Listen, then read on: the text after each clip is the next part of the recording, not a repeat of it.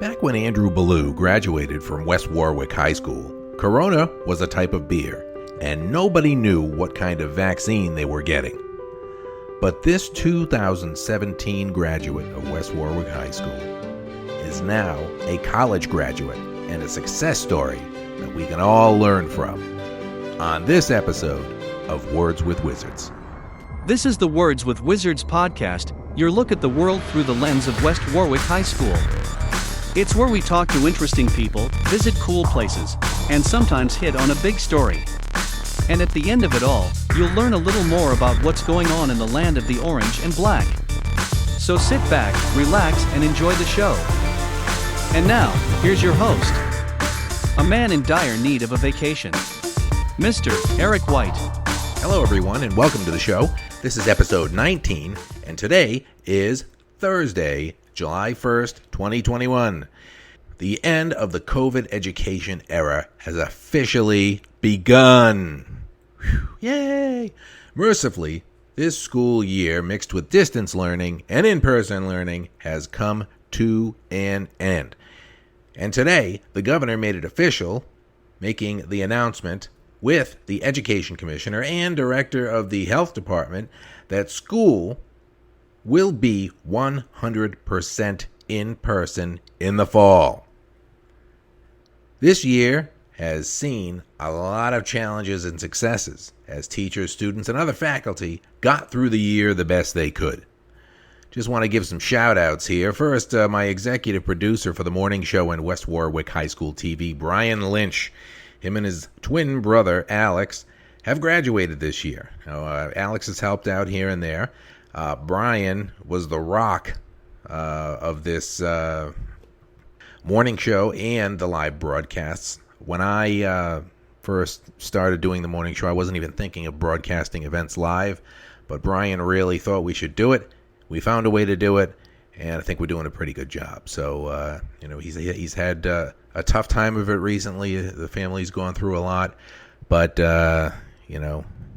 he carries on, and he's going to be going to Full Sail University in the fall. Morgan Judd, the other executive producer, she has done a fantastic job both producing and working the camera for games and with her own show, The Wizards Chat, which is on our YouTube channel. And Riley Maynard, the wizard behind the cameras, who goes in front of the camera for the morning show sometimes. He has been fantastic, and I'm thankful for having them both with me still. Also, our former principal and the district's director of secondary education, Phil Solomon, continues to recover, and we hope to see him back soon. He is the one who gave the morning show the start, gave my media broadcasting class a start, and teamed up with George Patton at the high school to put the pathways into existence. We have 10 pathways at the high school. Thanks to George and Phil for getting those, for having a huge part in getting those approved by the state education department. This year has been a monumental one for West Warwick High School television. We simulcast many games with the guys at I-105.5 FM and 1450 AM, John Parenti and John Botello, both West Warwick High School graduates and excellent radio guys. We brought the pictures, they brought the sound, and all in all, with them, we didn't do every game with them. Some games I got on there and did some play-by-play, and various people filled in and did color. We broadcast live 34 sporting events this year. That's by far more than any that we've done in past years, and it really meant a lot because the crowds at sporting events were banned for much of the year from going to sporting events, so parents could not see their athletes unless they were coaching them or they were watching our YouTube channel. So that really felt great, and the feedback from the community was enormous on that, and for the couple of advertisers who stepped in and also supported the program, it's much appreciated. So in all, including graduation and also class day, we broadcast 36 events on the YouTube channel this year, and that is just fantastic. And one of I think the highlight of the year for me had to do with that, because my peers named me the Teacher of the Year, gave me the Crystal Apple Award at West Warwick High School, and I was very, very touched by that. But it wouldn't have been possible without the cast and crew, that everyone from Brian Lynch to Morgan Judd, Riley Maynard, and the various students who from my media broadcasting class and other classes who came and filled in and helped us get these things on the air. And most of all, from my colleagues who, there's no higher compliment than the people you work with saying you're doing a good job. So I'm humbled and blessed to do a job I love with people I love to work with. I want to end the year on a high note. So a couple of months ago, I spoke with Andrew Ballou, 2017 grad, who was the first producer of the morning show. He can now add college graduate to his list of accomplishments. We chatted about his journey from being a shy high school kid with a learning disability to a college grad with a business and a bright future. Here's a little bit of what he had to say.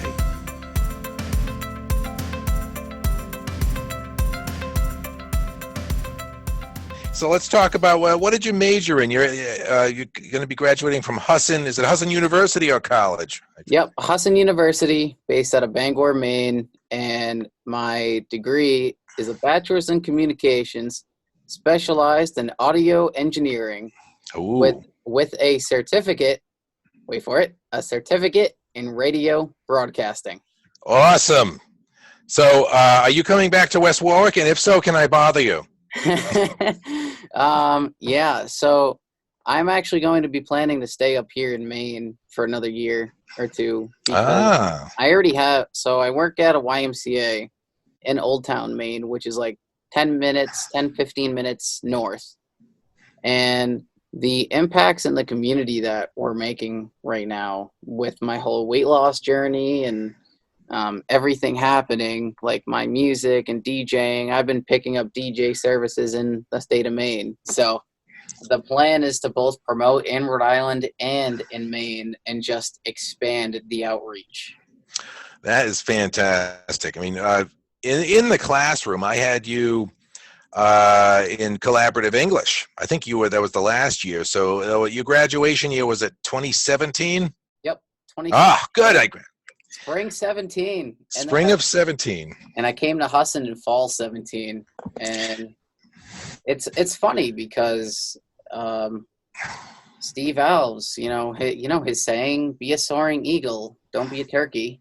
And here I am as a Husson Eagle flying into graduation because the eagle's the mascot. I find that hilarious.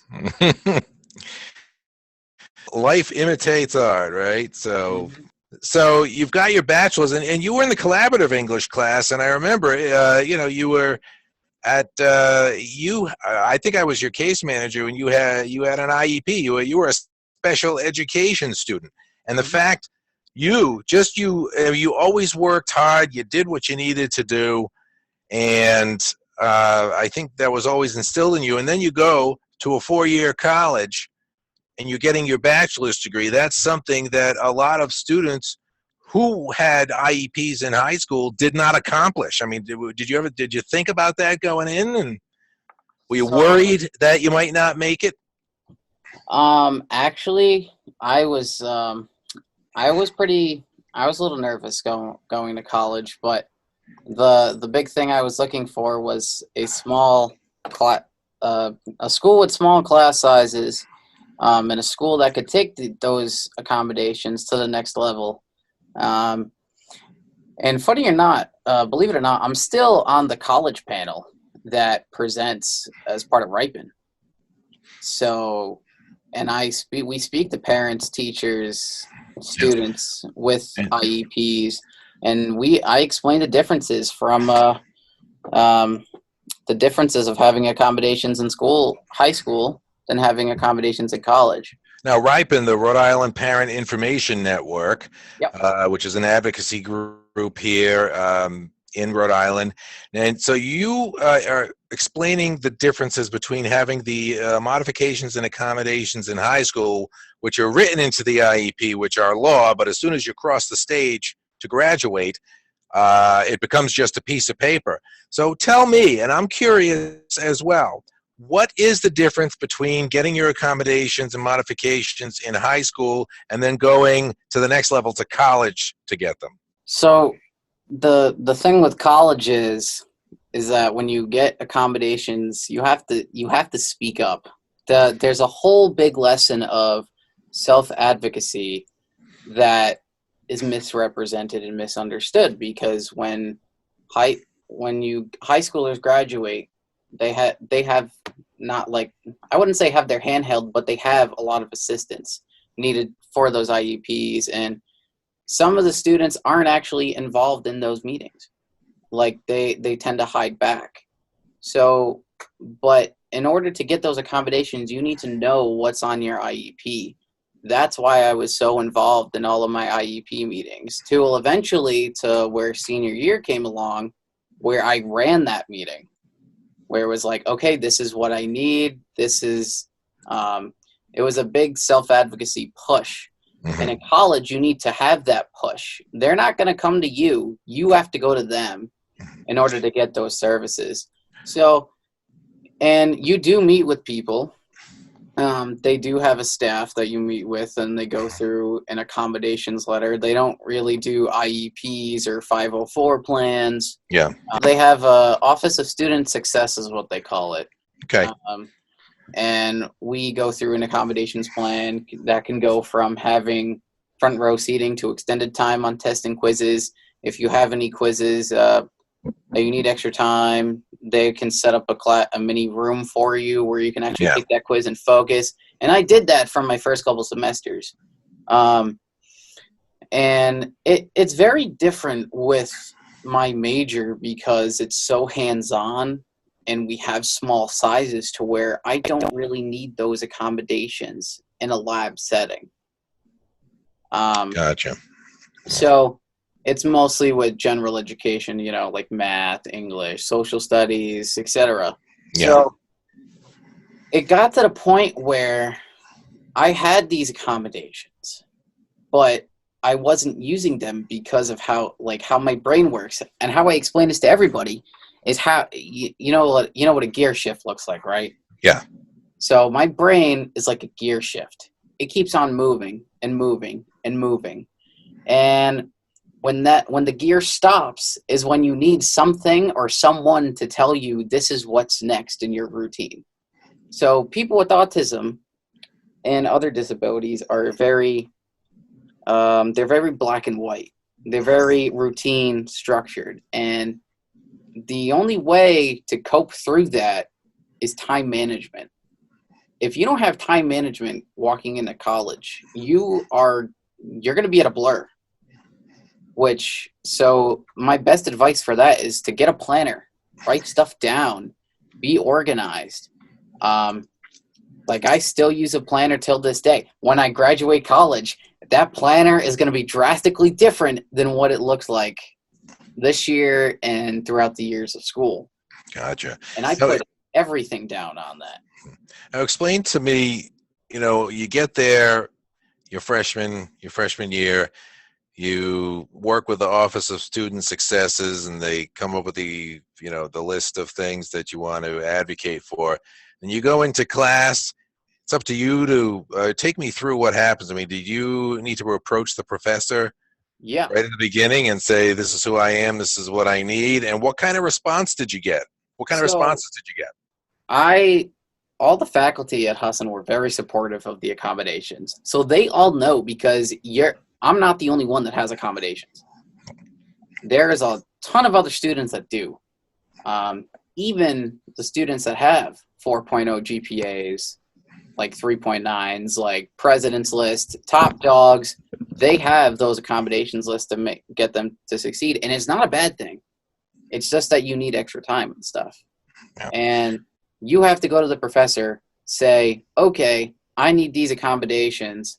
I have an accommodations list by the Office of Student Success, and then they're willing to work with you. Because the big thing that I learned here was about professionalism. Even like y'all taught me that at the high school at a very basic level, with professionalism and how to stay on time, don't be late to your class, like all the basics. But at college, it's like you need to speak up and say this is what you need. And the teachers are most likely willing to work with you 99% of the time. Yep. Yeah. What happens when you have a professor or somebody else who's not willing to work with you? How do you handle that? That is a very interesting question there, sir. So I would then go to the Office of Student Success and talk to them and be like, okay, I have this professor that's not willing to work with me. Is there any way that you can help me contact them and try to get through to them? Yeah. But if that doesn't work, then the only thing I can say is just to roll with the punches. Yeah. And adapt to that change, which is another big lesson that I've learned being at Husson, is adapting to the change. Yeah. So you see, I mean, I know when I went to URI, I was a different person 4 years out. 4 years after I went in, I was a different person when I graduated than when I went in. How have you changed? So when I left West Warwick High School, I was a pretty big name out there, known throughout the town, but I was a big fish walking into a small pond when I came to Husson. And believe it or not, I was still very green till a lot of leadership skills, self-advocacy. And I've learned a lot about how to run a business through my own individual career. And from working at the YMCA, I'm able to learn what to do and what not to do in a business. Yeah. Tell us about your business. So I've been DJing for going on 8 years now with DJ Big Blue Productions. And I am now escalating that platform, which is why I put productions at the end. So it not only is it DJ services, it's also audio services like recording, mixing, mastering. Willing to teach audio lessons to teenagers and young adults. Mm-hmm. When you say audio lessons, you mean sound mixing, recording interviews, doing a podcast, things like that? Okay. For sure. Okay. Now, and I'm also, on top of that, I'm also getting certified to be an adaptive special needs master trainer. So that's doing personal training, teaching life skills, nutrition, kickboxing, all under that special needs population. So that'll be added to that as well. Now, you have had quite the transformation. You talk about the health aspect of this. You are living a much healthier lifestyle today than when you left here. Tell us about that. And I mean, you've lost a lot of weight, but it's not only about losing the weight. Mm-hmm. Tell us about that journey. What prompted that, and how did you do it? So, during once I left West Warwick, first off, I was in pretty good shape when I was 16. When I played football, when I was on the football team, I was in pretty decent shape. And then senior year, I wanted to commentate with you, and I was like, okay, I want to do what I want to do, so I don't want to sign another paperwork for the football team. So I left when I had the opportunity to go varsity, and after that, I just let myself go, as in drinking, as in eating too much of the bad food, drinking a ton of soda, like that. There was no moderation, so I struggled with weight loss and weight gain. Like I tried to get back, even teaching Zumba classes as a Zumba instructor, I was still having trouble keeping up. My sophomore year of college, I was up to 300. I was at 321 pounds. And then by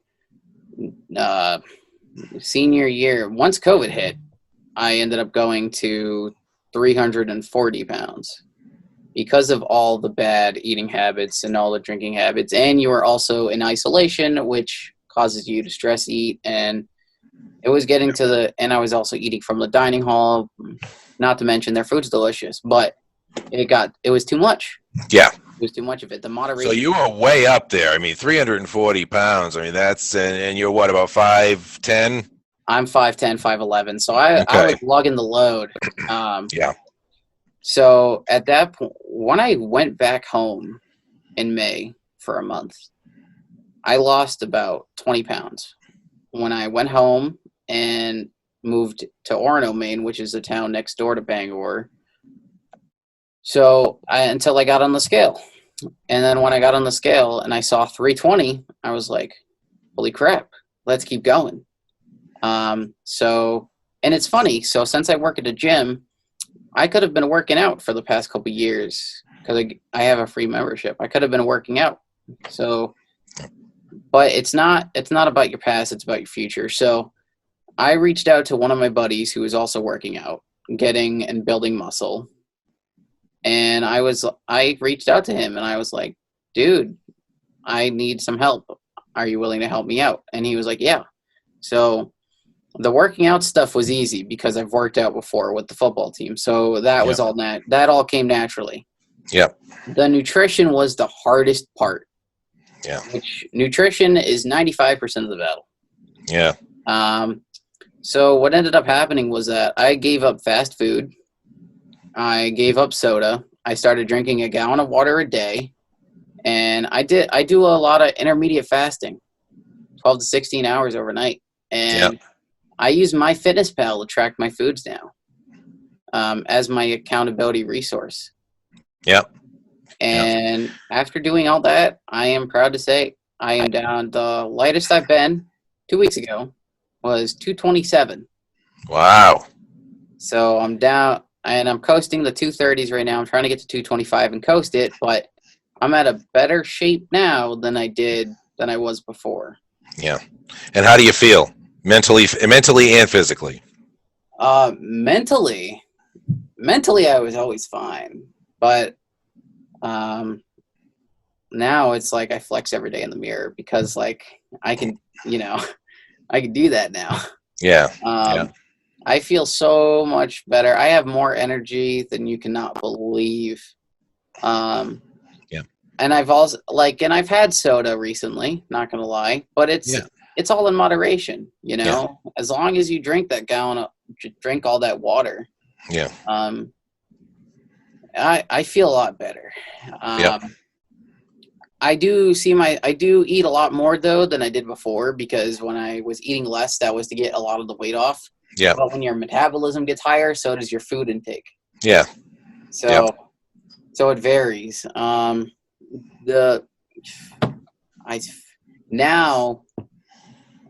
we're using my weight loss as just inspiration for other people going into the workout center.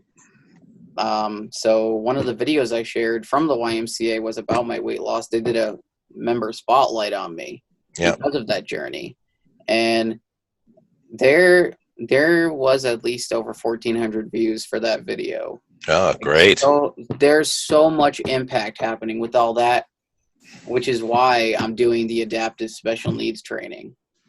So that's great. So you're going to be working as a personal trainer with people with special needs. That's the plan. I didn't finish those certs yet, but that's the plan after I graduate is to finish those certs and eventually, hopefully, teach at a vocational school that teaches high schoolers within the audio program, and which is a link to NESCOM, the school that I'm doing the audio work stuff in. Mm-hmm. So it's weird because I went from, I wanted to DJ on the cruise ships. COVID screwed that one up for me a little bit. Yeah. And then you go into like the teaching aspect. So I did a lesson with them a couple weeks ago, which they liked. So lesson with who? The vocational school, and teaching high schoolers a little bit about the audio industry. There's room for opportunity there. Yeah. So would you have to go for more schooling on the education side of it to get certified? Surprisingly, according to the instructor bios that I've read, no. Yeah. So it's just like teaching at the career center. Yeah. Yeah. Wow, that's something else. Something else. So let me ask you this. Now, you had mentioned doing commentating with me. And first of all, I think your path to putting on more weight started when you started working with me. So I'm hoping that I'm not influencing you that way. No. I have put on a lot of weight too, and so I need to start this journey myself. But anyway,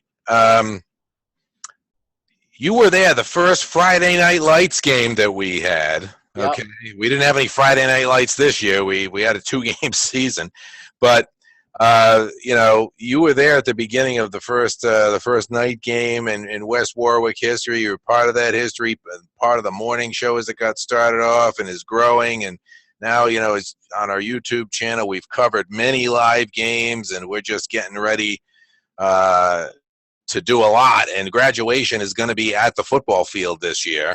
So, and I believe we'll be doing that. So, I mean, you were just on the ground floor of a lot of this stuff. So when you look back at your time at West Warwick High School, what about being here got you ready for the next step? It's kind of a revolving cycle, because while being in high school, I was, like you said, I was at the groundbreaking. I was like a founding father of new things to come for the future. And that's exactly what I'm doing here at Husson, because it's funny. So I also joined a fraternity called Kappa Delta Phi Lambda chapter, and we were a dying chapter when I pledged in.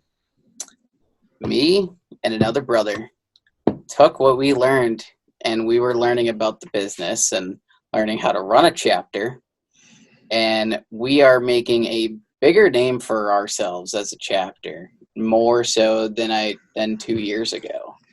So I feel like what I've done in the high school, done at West Warwick, inspired me to be a more founding father figure type to other organizations. And with Greek life, with Kappa, I'm able to do that because now I'm going to serve in the alumni role and helping the actives out get their name out even more and to help them grow. There's been massive growth. We're taking home. We haven't taken any awards home to the gold brand in 5 years. What's that mean? Like what kind of awards? So we win awards. We do a national convention, and we win awards for like raising money. So we raise money for Homes for Our Troops, which is our national philanthropy, and they build houses for disabled veterans, and that's pretty much the main cause. Of the fraternity, that stuff. That's the main cause of the fraternity. Yep. And just to connect like-minded individuals of the same interest into a brotherhood, which is what we've established. So this year we're taking home 2 awards and an honorable mention. Great. So I feel like what I've learned at the high school kind of escalated to Husson in just a different format. Yep. And taking the mentorship aspect, and I'm able to make an impact that way, if that makes sense. Yeah.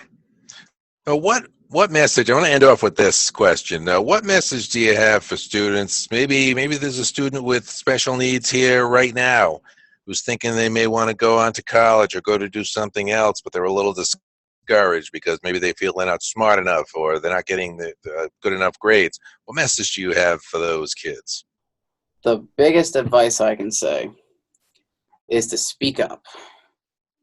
Like, don't be afraid to do stuff that you like. You want to follow your passions. You don't want to. Don't be shy. Like, if you can make a name for yourself just by doing stuff that you like. Obviously, there's different things you need to learn throughout, if you're going to run your own business, how to do that. Like, there's different things to learn. Like, there's different fundamentals. But don't be afraid to learn. And don't be afraid to mentee somebody else. And then once you get familiar with that, with your interest, mentor other people. And don't be afraid to use your resources to your advantage. Once you leave West Warwick High School, and when you go on to, bigger things, like even if you don't go to college, you're still evolving. Everyone evolves. We're all human. So that's it for today. Thank you for tuning in. All music and sound effects for the podcast come from WeVideo and Speechello, which I use along with Twisted Wave to produce the show. This has been a presentation of the Media Broadcasting and Journalism Pathway at West Warwick High School. If you're a student and interested in learning more about radio, TV, and journalism in general, then you can get in touch with me, Mr. White, at ewhite@ww-ps.com. More information about the Pathway is also below on the YouTube version of this show. You can also listen to the Words with Wizards podcast on Spotify. The Pathway and shows like this are not possible without sponsor support. Part of being a sponsor is that you and your business can get exposure on this and other Pathway broadcasts. Funding goes toward the purchase of new equipment, student scholarships, and professional development. You can find more information on sponsorships, which are tax deductible, at the bottom of the YouTube version of this podcast. We'll see you back here soon. Until then, stay safe, stay informed, and stay entrenched behind your mask.